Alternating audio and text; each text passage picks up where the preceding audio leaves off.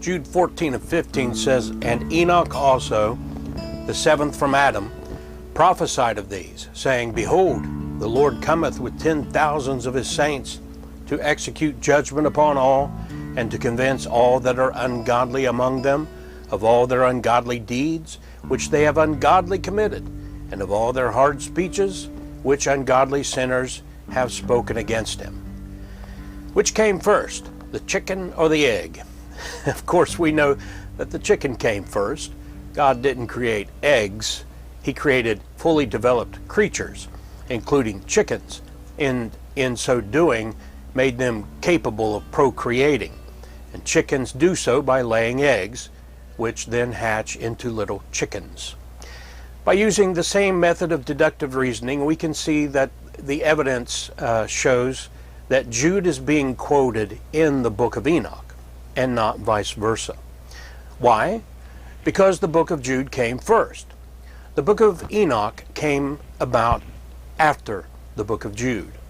But some would protest and say, but we have manuscript fragments found in the Qumran caves among the Dead Sea Scrolls which predate Jude by at least 2 centuries.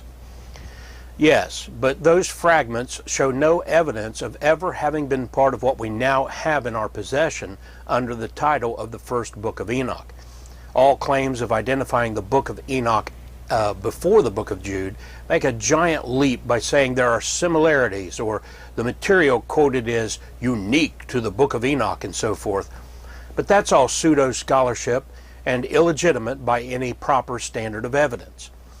It's been the fad thing of the past few years for many so-called prophecy teachers, other prophecy buffs, and many others to push the idea that the first book of Enoch, most often just referred to simply as the book of Enoch, is a book that ought to be added to the Bible, or at least considered on par with Scripture.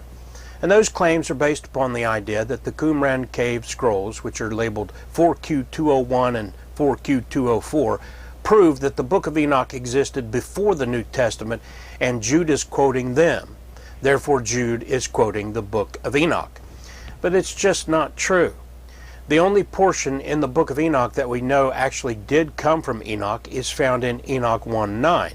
But Enoch 1:9 is simply quoting Jude a bit loosely and says, "And behold, he cometh with 10,000s of his holy ones, to execute judgment upon all, and to destroy all the ungodly, and to convict all flesh of all the works of their ungodliness which they have ungodly committed, and of all the hard things which ungodly sinners have spoken against him."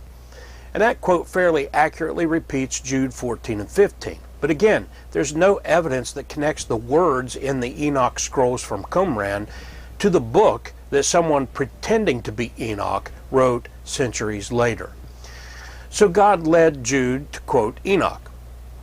Those words are also found among the Dead Sea Scrolls.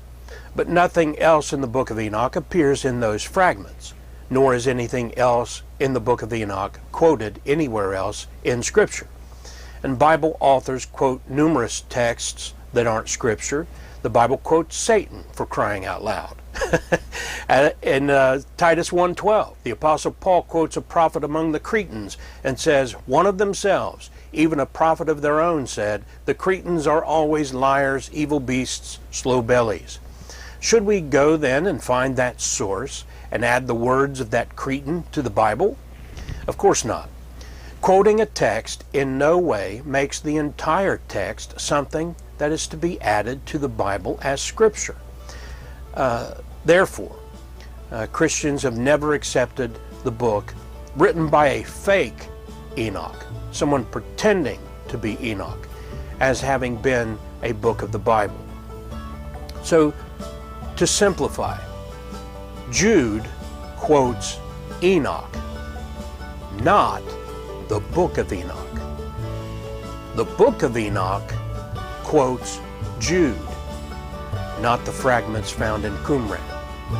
And Enoch did not write the book of Enoch. Someone pretending to be Enoch wrote that book.